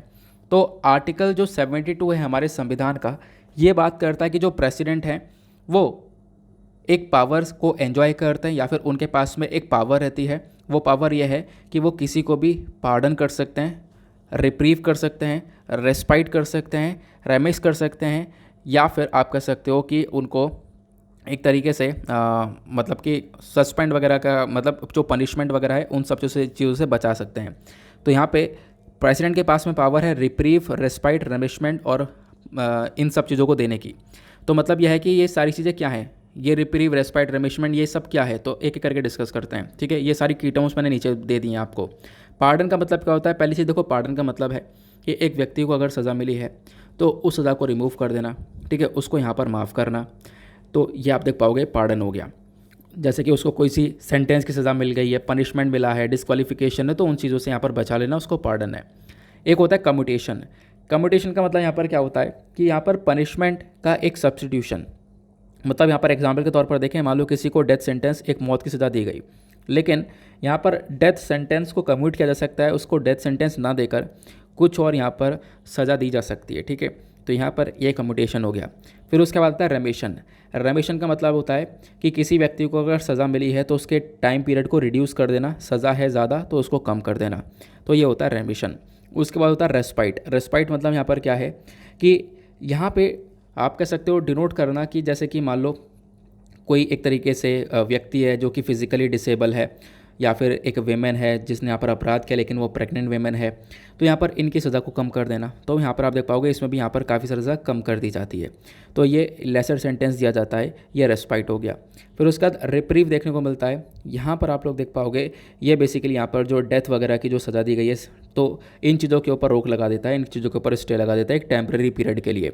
ठीक है, तो यहाँ पर आप लोग देख पाओगे एक टेम्प्रेरी पीरियड के लिए इसके ऊपर रोक लगा दी जाती है, मतलब इंसान को माफ़ कर दिया जाता है। तो ये तो आपने सारी टर्म्स सीख ली हैं। अब इन्हीं टर्म्स से यहाँ पर बताया गया कि हाँ, प्रेसिडेंट के पास में ये सारी पावर्स हैं कि किसी भी व्यक्ति को अगर सज़ा मिलती है तो वो पार्डन, रिप्रीव, रेस्पाइट, कम्यूट कर सकते हैं। क्लियर हो गया। आगे आते हैं, अब बात करते हैं लिमिटेशन की। इसके ऊपर कुछ रोक भी है कि प्रेसिडेंट के पास ये सारी पावर्स तो हैं, लेकिन प्रेसिडेंट सभी इन सारी पावर्स को एंजॉय नहीं कर सकते। बहुत सारे केसेस में हम लोग देखते हैं कि जो सुप्रीम कोर्ट है, सुप्रीम कोर्ट यहाँ पर इन चीज़ों को रूल करता है और प्रेसिडेंट को बोलता है कि प्रेसिडेंट को एक्ट करना होगा काउंसिल ऑफ मिनिस्टर के एडवाइस पर। यानी काउंसिल ऑफ मिनिस्टर जो बोलेंगे उसके बेसिस पर प्रेसिडेंट को स्टेप उठाना होगा, ये यहाँ पर मेंशन किया जाता है। और इसी को लेकर एक केस है मारूराम वर्सेस यूनियन ऑफ इंडिया 1980 का। फिर उसके बाद में यहाँ पे एक और केस है Dhananjay Chatterjee versus state of West Bengal का। ठीक है, तो यहाँ पर प्रेसिडेंट को एक्ट करना होगा काउंसिल ऑफ मिनिस्टर्स की एडवाइस पर, यह भी यहाँ पर बताया जाता है। क्लियर हुआ। प्रोसीजर क्या होता है अगर किसी को क्षमा करना हो, राष्ट्रपति भवन क्या करता है, ये एक दया की जो प्ली है, जो मर्सी प्ली है, ये यहाँ पे फॉरवर्ड करता है होम मिनिस्ट्री के पास में। तो होम मिनिस्ट्री के पास में फॉरवर्ड किया जाता है ताकि यहाँ पर कैबिनेट की एडवाइस मिले। उसके बाद यहाँ पर आगे इस प्रोसेस को बढ़ाया जाए। फिर मिनिस्ट्री जो है इसको आगे फॉरवर्ड कर देती है कंसर्न स्टेट गवर्नमेंट की तरफ में। ठीक है, एक फिर उसके बाद में यहाँ पर एडवाइस आता है काउंसिल ऑफ मिनिस्टर की साइड से। देन उसके बाद में यहाँ पर आप कह सकते हो ये एक तरीके से किसी को क्षमा किया जाता है। तो बेसिकली यहाँ पर आप देख पाओगे इस पे भी यहाँ पर प्रेसिडेंट के पास में सारी पावर्स नहीं है। बहुत सारे केसेस में हम देख पाते हैं कि प्रेसिडेंट को भी यहाँ पर काफ़ी सारी एडवाइसेस के ऊपर एक्ट करना होता है, यानी कि कैबिनेट और काउंसिल ऑफ मिनिस्टर्स। आपको पता है मैं कैबिनेट मिनिस्टर और काउंसिल ऑफ मिनिस्टर्स के बारे में काफ़ी बार आपको बता चुका हूँ, है ना, हमने डिटेल से इसको डिस्कस किया है। तो कैबिनेट मिनिस्टर क्या होते हैं, काउंसिल ऑफ मिनिस्टर क्या होते हैं, बाकी यहाँ पर और क्या चर्चा की गई। तो देखो ये तो हमने समझ लिया कि क्या क्या क्या पावर्स आपको कहाँ कहाँ पर देखने को मिलती हैं प्रेसिडेंट के पास में। लेकिन उसके बाद में ये एक चीज़ और बताई गई, यहाँ पे आप बात करते हैं गवर्नर के बारे में। गवर्नर के पास क्या क्या पावर्स होती हैं। देखो प्रेसिडेंट के पास में पावर थी आर्टिकल 72 के अंडर में, है ना, आर्टिकल 72 था ना, हाँ आर्टिकल 72 था। फिर उसके बाद में यहाँ पे जब गवर्नर के पावर्स के बारे में चर्चा आती है तो गवर्नर के पास जो पावर आती है वो आती है आर्टिकल 161 के अंडर में। तो जो इंडिया का गवर्नर है उसके पास में पावर है कि वो किसी को क्षमा कर सकता है। लेकिन यहाँ पे प्रेसिडेंट और गवर्नर की पावर्स के बीच में एक डिफरेंस देखने को मिलेगा। यहाँ पर एक अलग अलग आपको एक तरीके से इसमें चेंजेस देखने को मिलेंगे। सबसे पहली बात, जो प्रेसिडेंट के पास में क्षमा करने की पावर है वो थोड़ी सी ज़्यादा है as compare to the governor. President के पास जो पावर है वो आर्टिकल 72 से आती है, गवर्नर के पास में पावर्स आती हैं आर्टिकल 161 से, ये हमने डिस्कस कर लिया। अब मान लो जो कोर्ट मैरिटल है, कोर्ट मार्शल है, मतलब कि यहाँ पर मान लो एक तरीके से प्रेसिडेंट के पास इतनी पावर है कि वो अगर किसी को पनिशमेंट मिलता है एक मिलिट्री कोर्ट से, तो अगर मिलिट्री कोर्ट से किसी को पनिशमेंट मिलता है तो उस पनिशमेंट को भी यहाँ पर प्रेसिडेंट माफ़ कर सकता है, वहाँ पे पार्डन कर सकता है। लेकिन ये पावर गवर्नर के पास में नहीं आती है। फिर आता है बात डेथ सेंटेंस यानी कि मौत की सज़ा की, तो प्रेसिडेंट यहाँ पर भी पार्डन कर सकता है, हर एक केसेस में यहाँ पर एक तरीके से माफ़ी दे सकता है। यानी कि डेथ के सेंटेंस को या फिर जो मौत की सज़ा है इसको भी माफ़ कर सकता है, ये प्रेसिडेंट के ऊपर है। लेकिन गवर्नर के पास में ये पावर्स नहीं आती हैं। तो आप लोग यहाँ पर देख पाओगे ये एक काफ़ी बड़ा डिफरेंस हो जाता है प्रेसिडेंट और गवर्नर्स की पावर्स के बीच में। तो ये यहाँ पर डिफाइन किया गया है प्रेसिडेंट और गवर्नर्स के पावर्स के बीच में क्या क्या आपको डिफरेंस देखने को मिल जाता है। क्लियर हुआ? बाकी यहाँ पर उसका अगला पेज है प्रोफाइल के बारे में। यहाँ पे ब्लैक होल के बारे में चर्चा की गई है, इसके बारे में आप लोग पढ़ सकते हो। परसों के वीडियो मैंने आपको समझाया, तो आप लोग मेरे लिए इतना कर लो क्योंकि वीडियो लंबा होता चले जा रहा है। काफ़ी सारी अभी कुछ चीज़ें बची हैं साइंस एंड टेक की। तो यहाँ पर ब्लैक होल के बारे में मैंने परसों के वीडियो में बिल्कुल फ्रंट पेज पर समझाया है। फ्रंट पेज पर आप 10 मिनट का वीडियो निकाल देना, उसके बाद आपको ये आर्टिकल मिल जाएगा, बिल्कुल सेम टू सेम आर्टिकल है। ठीक है, कोई भी यहाँ पर चेंजेस नहीं है। फिर उसके बाद पेज नंबर 14 पर आएंगे, दैट इज़ बिजनेस सेक्शन। देखेंगे इकोनॉमी के पर्सपेक्टिव से इंपॉर्टेंट आर्टिकल को। इकोनॉमी के पॉइंट ऑफ व्यू से ये आर्टिकल आप देख पाओगे, यहाँ पे चर्चा की गई है जो रूबल ट्रेड है। यहाँ पे बात की जा रही किसके, देखो हम देख पा रहे हैं कि अभी जो व्यापार वगैरह है वो काफ़ी हद तक ख़त्म हुआ रशिया यूक्रेन के वॉर के बाद में। लेकिन अब क्या है, रशिया और इंडिया दोनों के बीच में व्यापार हम लोग देख पा रहे हैं। कैसे व्यापार हो रहा है, तो रुपी और रूबल में, रशियन करेंसी जो रूबल है और इंडियन जो करेंसी है रुपी, इनके बीच में व्यापार हो रहा है। फिर उसके बाद यहाँ पर एक और चीज़ हमने देखी, श्रीलंका की क्राइसिस। श्रीलंका के अंदर हमने देखा हालात काफ़ी ख़राब हो गए। तो श्रीलंका पहले तो चाय की पत्ती का बहुत बड़ा एक्सपोर्टर माना जाता था, एक्सपोर्ट करता था, बट इन्होंने यहाँ पर कुछ अपनी नेचुरल फार्मिंग, ऑर्गेनिक फार्मिंग की तरफ कभी कदम उठाया, जिसके बाद से यहाँ पर क्या हुआ, इनका जो टी का जो भी प्रोडक्शन है वो काफ़ी कम हो चुका है। तो अभी श्रीलंका की साइड से टी एक्सपोर्ट नहीं हो पा रहा है, श्रीलंका यहाँ पर चाय की पत्ती को एक्सपोर्ट नहीं कर पा रहा है। तो भारत के पास यहाँ पे मौका, और भारत यहाँ पर एक्सपोर्ट कर सकता है बहुत सारी चाय की पत्ती को। तो हमें बताया गया जो टी एक्सपोर्ट है फ्रॉम केरला, ये बढ़ना चालू हो चुका है, मतलब एक्सपोर्ट हमारा इंक्रीज़ होना चालू हो चुका है।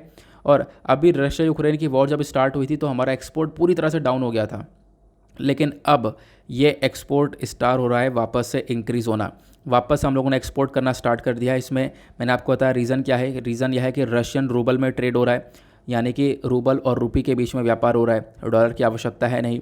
उसके बाद में श्रीलंका के अंदर हालत ख़राब हुई तो श्रीलंका का जो एक्सपोर्ट है वो यहाँ पर बंद हुआ, तो इंडिया को यहाँ पर एक्सपोर्ट करने का पूरी तरह से मौका मिल रहा है। तो इंडिया की जो ऑर्थोडॉक्स लीफ वैरायटी, यानी कि जो ट्रेडिशनल वे में पुराने ज़माने के टाइप के हमारी जो चाय की पत्तियाँ हैं, ठीक है, जो ऑर्थोडॉक्स ट्रेडिशनल लीफ वैराइटीज़ हैं, इसकी डिमांड काफ़ी ज़्यादा देखने को मिल जाएगी। इसकी ऑक्शन में भी काफ़ी ज़्यादा डिमांड आपको देखने को मिल जाएगी। तो भारत आज के टाइम पर इसको बहुत ज़्यादा एक तरीके से एक्सपोर्ट करना स्टार्ट कर चुका है, एक्सपोर्ट हमारा इंक्रीज़ होता हुआ नज़र आ रहा है। ठीक है, तो ये इन्फॉर्मेशन यहाँ पर दी गई है, छोटी सी इन्फॉर्मेशन है। बाकी आप लोग टी के बारे में 2-4 बातें जान सकते हो, कुछ फैक्ट्स हैं इंपॉर्टेंट है, आपसे जीएस पेपर 2 और 3 दोनों के अंदर पूछे जा सकते हैं।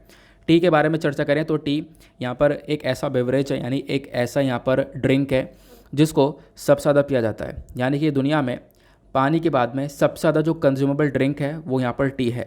जो टी बनता है वो कौन से प्लांट से बनता है, तो कैमेलिया सेंसिस प्लांट से यहाँ पर इस चाय की पत्ती को बनाया जाता है। ठीक है, फिर उसके बाद यहाँ पे आप देख पाओगे इसका ओरिजिन कैसे हुआ। तो देखो जो टी इंडिया के अंदर है वो आपको नॉर्थ ईस्ट इंडिया के अंदर सबसे ज़्यादा देखने को मिलेगा, फिर north Myanmar, south west China. लेकिन पहली बार टी कहाँ पे ग्रो हुआ था किसी को कुछ नहीं मालूम, लेकिन कुछ एविडेंसेस है वो ये बोलते हैं कि चाय सबसे पहली बार कंज्यूम करी गई थी चाइना के अंदर में 5000 साल पहले। ये हमारे पास कुछ इन्फॉर्मेशन आती है। बाकी अगर चाय की पत्ती को लगाना है, इसकी फसल लगानी है, तो इसके लिए क्या क्या रिक्वायरमेंट होना चाहिए। सबसे पहली चीज़, एक सब ट्रॉपिकल प्लांट है, और ये सबसे ज़्यादा ग्रो कहाँ पे होता है, एक थोड़ा सा गर्म एरिया में, और जो जहाँ पे नमी हो वहाँ पर ज़्यादा तेज़ी से ग्रो होता हुआ नज़र आता है। टेम्परेचर की बात करें तो इसका जो टेम्परेचर है वो 20 से 30 डिग्री सेल्सियस के आसपास का देखने को मिल जाएगा, इसकी एक रिक्वायरमेंट होती है। ये यहाँ पर टेम्परेचर एक आइडियल टेम्परेचर है। बाकी यहाँ पर अगर टेम्परेचर थोड़ा सा ज़्यादा हो जाता है या ज़्यादा कम हो जाता है तो उसके बाद यहाँ पर ये फसल बेकार हो जाती है। उसके बाद रेनफॉल की बात करें तो 150 से 300 सेंटीमीटर के रेनफॉल की एनुअल रेनफॉल की आवश्यकता पड़ती है। सॉइल के बारे में चर्चा करें तो यहाँ पर स्लाइटली एसिडिक सॉइल के अंदर ये काफ़ी अच्छी तरीके से ग्रो होता है, जिसमें कैल्शियम बिल्कुल भी ना हो। इंडिया और टी के प्रोडक्शन का कनेक्शन देखें तो इंडिया यहाँ पर लार्जेस्ट कंज्यूमर है टी का, हम लोग सबसे ज़्यादा कंज्यूम करते हैं वर्ल्ड में। प्लस कंज्यूमर के साथ साथ भारत सेकंड लार्जेस्ट प्रोड्यूसर भी है टी का, हम लोग प्रोड्यूस भी करते हैं। सबसे बड़ा प्रोड्यूसर कौन है, तो सबसे बड़ा प्रोड्यूसर चाइना है। तो ये आप लोग यहाँ पर ध्यान रख सकते हो। तो देखो हम लोग यहाँ पर कंज्यूमर भी हैं और प्रोड्यूसर भी हैं, फिर उसका एक्सपोर्टर भी हैं। एक्सपोर्ट के मामले में इंडिया चौथा लार्जेस्ट एक्सपोर्टर माना जाता है दुनिया भर में। टी की जब चर्चा करते हैं तो टी के नाम पे एक इंटरनेशनल टी डे को भी मनाया जाता है, एक ऑब्जर्व किया जाता है। तो 21 मई को हर साल इंटरनेशनल टी डे को ऑब्जर्व किया जाता है। तो आप लोग यहाँ पर इसको भी ध्यान में रख सकते हो। ये सारी चीज़ें क्लियर हो गई। अब हम लोग आते हैं अपने साइंस एंड टेक के पोर्शन की तरफ। तो यहाँ पे आप देख पाओगे संडे का जो न्यूज़पेपर है वो साइंस एंड टेक के लिए भी काफ़ी इंपॉर्टेंट माना जाता है। साइंस एंड टेक पर बेसिकली आज हमारे पास 2 आर्टिकल हैं, दोनों में काफ़ी सारी नई नई इन्फॉर्मेशन है। जैसे यहाँ पर चर्चा की गई है first step in treating some neurodegenerative disorders. जो न्यूरो डिजेनरेटिव डिसऑर्डर्स हैं उनको ठीक करने के लिए क्या किया जा सकता है वो यहाँ पर मेंशन किया गया है। कुछ नई रिसर्चेस हैं वो यहाँ पर बात करती हैं, इसको डिस्कस करेंगे। फिर उसके बाद यहाँ पर अगर कोई बैक्टीरियल इन्फेक्शन हो जाता है बॉडी के अंदर में तो उस इन्फेक्शन को जब अभी आप ठीक कैसे करते हो, कोई एंटीबायोटिक ले ली तो इन्फेक्शन ठीक कर लेते हो, लेकिन उसके बाद यहाँ पर एक और सोल्यूशन है, वो यहाँ पर ये सोल्यूशन बताया गया है, इसको डिस्कस करेंगे। तो चलो इसी आर्टिकल को देखते हैं। पहले यहाँ पे चर्चा की गई है एक फंगल है, एक फंगस आपको देखने को मिलेगा अभी जिसका नाम मैं आपको आगे बताऊंगा। तो उसमें से यहाँ पर क्या किया, बायो मटेरियल को निकाला गया और उस बायो मटेरियल का हम लोग यूज़ करेंगे कैसे कि अगर किसी के बॉडी पर बैक्टीरिया इन्फेक्शन हुआ है तो उस इन्फेक्शन को ठीक करने में ये बायो मटेरियल मदद करेगा और जो भी घाव वगैरह वो भर देगा। तो ये यहाँ पर फोकस होने वाला है। अभी तक हम एंटीबायोटिक और बहुत सारी दवाइयों का इस्तेमाल करते हैं इस घाव को ठीक करने के लिए, लेकिन रिसर्चर्स ने और ही बहुत सारे लोगों ने यहाँ पर दूसरा तरीका निकाल रहा है इस बैक्टीरियल इन्फेक्शन को ठीक करने का। यहाँ पर अगर आप लोग देखोगे इस कॉन्टेक्स्ट में जो साइंटिस्ट हैं इन्होंने नया बायो मटेरियल को डेवलप कर लिया है। ये जो बायो मटेरियल है ये बहुत तेज़ी से, यानी दवाई के कंपैरिजन में बहुत तेज़ी से घाव को भर देता है और बहुत जल्दी से घाव को ठीक कर देता है। तो ये सारी बातें कहाँ पे मेंशन्ड है, ये सारी बातें रिपोर्ट करी गई हैं एक पेपर में, बायो मटेरियल साइंस वाले पेपर के अंदर बताया गया। ये जो काम है ये कोलैबोरेट करके किया गया है, हमारी जो इंडियन इंस्टीट्यूट ऑफ टेक्नोलॉजी है IIT, उसके बाद यहाँ पर दिल्ली का एक ग्रुप हो गया, फिर उसके बाद यहाँ पर NIACR, इन सब ने मिलकर कोलैबोरेट करके काम किया है। ये किस किस ने किया है ये बात जानने की ज़रूरत नहीं है, ये ज़रूर जान लो ये करा क्या गया है। तो यहाँ पर एक बायो मटेरियल निकाला गया। बायो मटेरियल किस में से निकाला गया, एक फंगस में से। उस फंगस का नाम है एरोबैसिडियम पोलेंस। एरोबैसिडियम पोलेंस करके ये नाम है। अब ये इसी फंगस में से एक बायो मटेरियल को निकाला गया और उसी बायो मटेरियल का इस्तेमाल किया गया है कि हम लोग उसका इस्तेमाल ऐसे कर सकते हैं कि कोई घाव है, कोई बैक्टीरियल इन्फेक्शन है तो उस घाव को ठीक कर ले और उस घाव को जल्द से जल्द ठीक कर दे, दवाई के कंपैरिजन में बहुत जल्दी से ठीक कर देता है। नाउ क्वेश्चन ये है, ये जो पुलुलन है ये है क्या। देखो ये एक बायो मटेरियल है जो कि ऑलरेडी काफ़ी सक्सेसफुल माना जा चुका है। इसको हम लोग बहुत ज़्यादा इस्तेमाल करते हैं कमर्शियली। इसका इस्तेमाल फूड के अंदर, कॉस्मेटिक्स के अंदर, फार्मास्यूटिकल इंडस्ट्री के अंदर भी इस्तेमाल किया जाता है। इसके अंदर कोई भी टॉक्सिकनेस यानी कोई भी जहरीलापना नहीं देखने को मिलेगा। तो इसी वजह से यहाँ पर इसके मैन्युफैक्चरिंग के ऊपर ध्यान रखा जाता है। हमारे एक डॉक्टर ने बोला है कि आज के टाइम पर इस पुलुलन का हम लोग इस्तेमाल करते हैं बहुत सारी दवाइयों के अंदर में, जीन डिलीवरी के अंदर भी यहाँ पर इसका इस्तेमाल किया जाता है। पुलुलन बेसिकली एक पॉलीमराइज चेन है ग्लूकोज का, यानी जो हमारा ग्लूकोज है उसी का एक चेन देखने को मिलता है, ये आप लोग ध्यान में रख सकते हो। अब ये पुलुलन मिलता कैसे, ठीक है, यहाँ पर अगर मैं आप बताऊँ तो इसके अंदर कुछ प्रोसेसिंग की जाती है। प्रोसेसिंग करने के बाद में यहाँ पर हमारे पास एक पाउडर मिलता है और वो पाउडर वाटर सॉल्युबल है, यानी पानी में डालो तो वो घुल जाएगा और ये पानी में डालोगे घुल जाएगा तो फिर क्या होगा, एक सोल्यूशन बन जाएगा। और ये बेसिकली सोल्यूशन भी है एक, वो ये है कि इसको हम लोग घोल कर क्या लगा सकते हैं, अपने घाव पर इसको लगा लो। अब घाव पर जब इसको लगा लेंगे तो घाव पे लगाने के बाद इसको पट्टी से कवर कर लो, स्टेरिलाइज घाव से यानी पट्टी से कवर कर लोगे तो क्या होगा, यहाँ पर जो घाव है वो यहाँ पे ख़त्म हो जाएगा। या फिर इसको हम लोग जेल की फॉर्म में भी इस्तेमाल कर सकते हैं। और बोला गया कि नॉर्मली यहाँ पर जो भी आप लोग आम दवाई का इस्तेमाल करते हो तो वहाँ पे घाव को भरने में काफ़ी टाइम लग जाता है, जो भी बैक्टीरिया से इन्फेक्शन होता है ना। लेकिन ये जो हम प्रोसेस इस्तेमाल कर रहे हैं, ये जो बायो मटेरियल एक फंगस में से निकाल के इस्तेमाल किया गया है, इसका जो यूज़ है ये 100% 12 दिन के अंदर अंदर यहाँ पर ये जो इन्फेक्शन उसको ठीक करता हुआ नज़र आता है। यानी कि जो यहाँ पर कोई भी घाव हो चुका है तो 7 दिन के अंदर अंदर एक नई एपिथेलियल लेयर बन जाएगी। फिर उसके बाद में यहाँ पर जो स्किन है वो यहाँ पर कम्प्लीटली हील हो जाएगी, आराम मिल जाएगा, है ना। और 12 दिन के अंदर अंदर ये पूरा का पूरा प्रोसेस बिल्कुल सही बैठ जाएगा और उसके बाद में आप कह सकते हो जो घाव है वो भर जाएगा। ये सारी बातें यहाँ पर बताई गई हैं, ठीक है। तो एक नया तरीका आपको देखने को मिलेगा, एक मटेरियल निकाला गया है किससे, पुलुलन से। अब कुछ चीज़ें मैंने यहाँ पर ऐड कर रखी हैं, वो भी मैं आप लोग को थोड़ा सा दिखा देता हूँ। वैसे तो मैं आपको ये सारी बातें बता ही चुका हूँ, हाँ ये भी हम लोगों ने पढ़ लिया है, ये अभी पढ़ेंगे। फिर उसके बाद हाँ, ये पुलिन क्या है तो मैंने आपको दिखा दिया कि भाई यहाँ पर ग्लूकोज की एक चेन है जो कि सॉल्यूबल है, वाइट कलर का पाउडर होता है, इसी को घोल के हम लोग यूज़ करते हैं। क्लियर हो गया, आगे आते हैं, नेक्स्ट आर्टिकल पर चलते हैं। ऊपर दूसरा यहाँ पर साइंस एंड टेक का आर्टिकल है जो कि चर्चा करता है first step in treating some neurodegenerative disorders. अब पहली चीज़ तो आपको समझना होगा ये न्यूरो डीजनरेटिव डिसऑर्डर्स होते क्या हैं, पहले आपको मैं ये बता देता हूँ, है ना, फिर उसके बाद आगे बताऊँगा। देखो, जो न्यूरो डीजनरेटिव ऑर्डर्स हैं, यानी कि यहाँ पर एक डिजीज़, एक बीमारी है जो कि दिमाग के अंदर देखने को मिल रही है, एक सेंट्रल नर्वस सिस्टम के अंदर जो बीमारी यहाँ पर डेवलप हो रही है और आपका नर्वस सिस्टम काम करने से रोक रही है, ठीक है, और ये टाइम के साथ में और बदतर होती हुई चली जाती है। ये जेनेटिकली भी हो सकती है, यानी कि आप कह सकते हो जेनेटिक के बेसिस पर भी हो सकती है, या फिर ये ट्यूमर या फिर कोई स्ट्रोक की वजह से भी ये कोई भी डिजीज़ हो सकती है, ये यहाँ पर बताया गया। तो न्यूरो डीजनरेटिव डिजीज़ यानी कि आपके दिमागी संबंधित यहाँ पर ये डिजीज़ देखने को मिलेगा। अब यहाँ पे बताया गया एक प्रोटीन, हमारे पास सोल्यूशन एक प्रोटीन है, उस प्रोटीन के मदद से हम लोग इसको ठीक कर सकते हैं, इस बीमारी को ठीक कर सकते हैं, जो भी हमारे डिसऑर्डर्स हैं दिमाग के अंदर में उनको ठीक किया जा सकता है। वो प्रोटीन कौन सा है इसको डिस्कस करेंगे। सबसे पहली बात यहाँ पे स्टार्टिंग से देखें तो कुछ रिसर्चर्स हैं IISc बैंगलोर के, इन्होंने आइडेंटिफाई किया कि भाई यीस्ट सेल जो होता है हमारा, यीस्ट सेल के अंदर एक प्रोटीन है। यीस्ट क्या होता है, चलो मैं आप लोग को थोड़ा सा ये भी बताता हूँ। यीस्ट एक फंगस है, अभी हमने पहले भी फंगस के बारे में चर्चा की थी, अब यहाँ पर भी फंगस है, ठीक है, जो कि ग्रो होता है एक सिंगल सेल में। तो यीस्ट जो सेल है उसके अंदर एक प्रोटीन पाया जाता है, और उस प्रोटीन का इस्तेमाल हम लोग कर सकते हैं अपने न्यूरो डिजेनरेटिव डिसऑर्डर्स को ठीक करने के लिए। कैसे, तो यहाँ पर समझते हैं इसको। देखो, जो न्यूरो डिजेनरेटिव डिसऑर्डर्स हैं, यानी बीमारी जो देखने को मिली, जो डिसऑर्डर है ब्रेन में, वो कोई डिमेंशिया यानी भूलने वाली बीमारी, कुछ इस प्रकार की चीज़ें नज़र आती हैं। और ये होती कैसे हैं, ये होती इसलिए हैं क्योंकि ब्रेन के अंदर यहाँ पर क्या हो रहा है, जो RNA ग्रेन्यूल्स यानी कि राइबोन्यूक्लिक एसिड हैं, ये ग्रेन्यूल्स साथ में इकट्ठे हो जाते हैं। अब साथ में इकट्ठे एक्युमुलेट हो रहे हैं, तो क्या करना होता है बेसिकली, यहाँ पर आप कह सकते हो साथ में इकट्ठे हो जाते हैं, इसी की वजह से यहाँ पर ये जो डिजीज़ है वो यहाँ पर बन जाती है, ऐसा यहाँ पे बताया गया।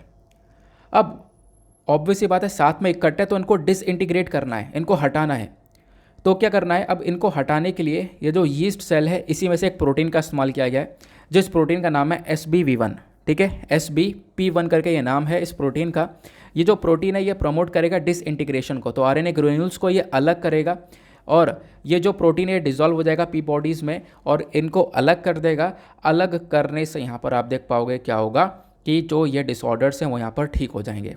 क्लियर हुआ, तो ये चीज़ यहाँ पे बताई गई है। इन चीज़ों को टेस्ट किया गया है माइस के ऊपर, यानी चूहे के ऊपर टेस्टिंग वगैरह की गई, और बताया गया कि भाई यहाँ पर जो ये स्टडी है ये हमने यीस्ट से ऑब्टेन करी है, यीस्ट से देखिए, फंगस से देखिए, तो इस पर डेफिनेटली यहाँ पर एक अच्छा सा रिजल्ट मिल सकता है, और यहाँ पर डेफिनेटली जल्दी से हम लोग इसको ह्यूमंस के ऊपर भी अप्लाई कर सकते हैं। यहाँ पे आप देख पाओगे ये सारी बातें यहाँ पर बताई जाती हैं। आई होप आप लोग को यहाँ पर एक पर्टिकुलर आर्टिकल भी अच्छे से समझ में आ चुका है। तो ये तो मैंने आपको डायरेक्टली इन्फॉर्मेशन दी थी, बाकी यीस्ट सेल क्या है, न्यूरो डीजनरेटिव डिसऑर्डर्स क्या है, वो यहाँ पे बातें बताई गई हैं, वो मैं आपको अलग से बता ही चुका हूँ ऑलरेडी, ठीक है। तो ये क्लियर हुआ। बाकी आते हैं अपने नेक्स्ट और लास्ट साइंस एंड टेक के आर्टिकल की तरफ। यहाँ पे चर्चा की गई है वाटर ऑन मार्स को लेकर, यानी बोला जा रहा है कि भाई यहाँ पर जो ये हमारा मार्स है, जिसका हम लोग मंगल ग्रह बोलते हैं, तो इसके ऊपर पानी था, ऐसा यहाँ पर चाइना के रोबोटिक रोवर ने बोला है। चाइना का एक रोबोटिक रोवर है, इन्होंने यहाँ पर कुछ हाइड्रेटेड मिनरल्स को डिस्कवर किया। कुछ ऐसे मिनरल्स हैं जो कि हाइड्रेटेड है, उसमें नमी यहाँ पर देखने को मिल रही है, और सजेस्ट यहाँ पर ये किया गया कि मतलब एक डेटा आया है चाइना के साइंटिस्ट की साइड से, और उनका एनालिसिस ये बताता है कि भाई यहाँ पर पानी हुआ करता था मार्स के ऊपर में, और कुछ मिनरल्स डिटेक्ट करे गए हैं, कुछ सैम्पल मिनरल्स डिटेक्ट करे गए हैं, और बोला गया ये यहाँ पर लगभग 700 मिलियन साल पहले की यहाँ पर बात है कि यहाँ बिल्कुल वाटर के जो साइंस है वो यहाँ पर डिटेक्ट किए गए हैं, ऐसे साइंटिस्ट ने बोला। तो ये तो डायरेक्टली इन्फॉर्मेशन हो गई, लेकिन ये बात कर रहे हैं मार्स के बारे में, तो मार्स के बारे में भी कुछ इन्फॉर्मेशन है जिसके बारे में आप लोग यहाँ पर डेफिनेटली कुछ जान सकते हो, कुछ सीख सकते हो, जो कि डायरेक्टली आपसे एग्जामिनेशन में पूछा जा सकता है। मार्स को लेकर कुछ फैक्ट हैं, जैसे कि मार्स जो है हमारे सोलर सिस्टम में आपको चौथा प्लैनेट देखने को मिल जाएगा, और सेकंड स्मॉलेस्ट प्लैनेट है पूरे सोलर सिस्टम के अंदर में। मार्स यहाँ पे अर्थ की साइज़ का आधा है, ठीक है, अर्थ की साइज़ का हाफ आपको देखने को मिल जाता है। और जब एक मार्स जो है ऑर्बिट को सन को ऑर्बिट कर रहा है, तो यहाँ पर आप कह सकते हो इसका जो एक रोटेशन है वो यहाँ पर 24.6 आवर्स में पूरा हो रहा है, ठीक है। यहाँ पे आप कह सकते हो कि सॉरी, ये जो रोटेशन है, जैसे कि आपको पता होगा जब अर्थ रोटेट करता है तो यहाँ पर आपको पता होगा 24 घंटे में एक चक्कर मार लेता है, एक रोटेशन यहाँ पे पूरा हो जाता है 23.9 आवर्स में। तो ऐसे आपको मार्स के साथ में देखने को मिलेगा। मार्स का जो रोटेशन है वो यहाँ पर 24.6 आवर्स में हो जाता है, मतलब कहीं ना कहीं एक सिमिलैरिटी आपको यहाँ पर देखने को मिल जाती है। फिर उसके बाद यहाँ पे बताया गया कि देखो मार्स के ऊपर जो डेज़ होते हैं इसको हम लोग मैरिशन डेज़ के नाम से जानते हैं, जिसको सोल्स के नाम से भी जाना जाता है, सोलर डे। अर्थ और मार्स में क्या सिमिलैरिटीज़ है मैंने आपको बता दिया। एक दिन वहाँ पे 24 घंटे का है, जैसे इंडिया में सॉरी यहाँ पे अर्थ पर हम देख पाते हैं 24 घंटे का है, मार्स पर ये 24 घंटे 37 मिनट का एक दिन हो जाता है। ठीक है, ये आप लोग देख पाओगे। अर्थ के पास में एक मून है, एक चंद्रमा है। मार्स के पास में आपको 2 चंद्रमा देखने को मिलेगा, फोबस और डेमोस। अर्थ के ऊपर जो एवरेज डिग्री सेल्सियस है यहाँ पर 13 डिग्री सेल्सियस एक एवरेज आपको टेम्परेचर देखने को मिलेगा। मार्स के ऊपर -62 डिग्री सेल्सियस का टेम्परेचर है। फिर उसके बाद यहाँ पे सरफेस के बारे में चर्चा करें तो मार्स का जो सरफेस है वो लाल कलर का देखने को मिलता है। क्यों? क्योंकि वहाँ पे जो रॉक्स वगैरह, जो चट्टाने वगैरह हैं, उनके अंदर रस्टिंग ऑफ आयरन यहाँ पे पाया गया है। मतलब कि एक तरीके से आप कह सकते हो जो जंक होता है ना, जंक लाल कलर से दिखाई पड़ता है, तो वो जंक बहुत सारी है, जिसकी वजह से यहाँ पर आप कह सकते हो मार्स जो है वो रेड कलर का दिखाई देता है। इसी को हम लोग रेड प्लैनेट भी बोलते हैं। मार्स के पास में अभी तक का एक सबसे बड़ा वॉल्केनो है। पूरे ब्रह्मांड की बात करें, पूरे सोलर सिस्टम की, तो एक सबसे बड़ा वॉल्केनो मार्स के ऊपर देखने को मिलता है। इनफैक्ट बोला यह जाता है कि जो हमारे पास एक तरीके से पृथ्वी पर माउंट एवरेस्ट है, माउंट एवरेस्ट ये देखने को मिलेगा और माउना किया ये देखने को मिलेगा। माउंट एवरेस्ट से कम 3 गुना ज़्यादा है ये बड़ा वॉल्केनो है मार्स के ऊपर, जिसका नाम है ओलंपस मोन। ये यहाँ पर बोला जाता है, आप लोग इसके बारे में ध्यान रख सकते हो। ठीक है, बाकी मार्स के ऊपर जो एटमॉस्फेयर है इसमें कार्बन डाइऑक्साइड, नाइट्रोजन और ऑर्गन गैसेस देखने को मिलती हैं।